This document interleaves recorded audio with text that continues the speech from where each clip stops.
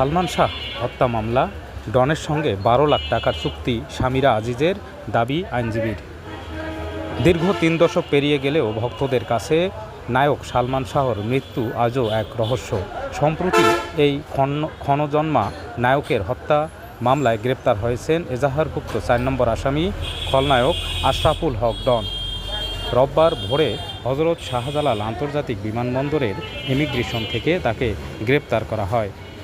একই দিন বিকেলে ঢাকার মেট্রোপলিটন ম্যাজিস্ট্রেট আদালতে হাজির করে ডনকে কারাগারে রাখার আবেদন করে সিআইডি। শুনানি শেষে আদালত তাকে কারাগারে পাঠানোর নির্দেশ দেন।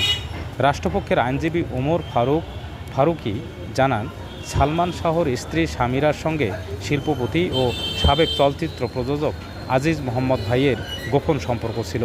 সেই সম্পর্কের জেরেই সালমান শাহকে হত্যার জন্য ডনের সঙ্গে 12 লাখ টাকার চুক্তি করা হয়েছিল।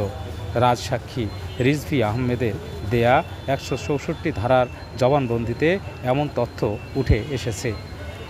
শুধু হত্যার পরিকল্পনাই নয়, ডন ও ডেভিডের বিরুদ্ধে আরও অভিযোগ রয়েছে।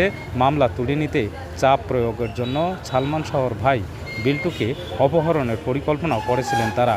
সেই পরিকল্পনা বাস্তবায়নের সময় 1997 সালের 19 জুলাই গ্রেপ্তার হন রিজভী আহমেদ।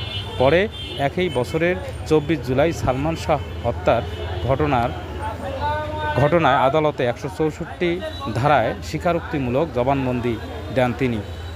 প্রসঙ্গত, গত বছরের 21 অক্টোবর নতুন করে আলোচনায় উঠে এসেছে সালমান শাহ হত্যা মামলা।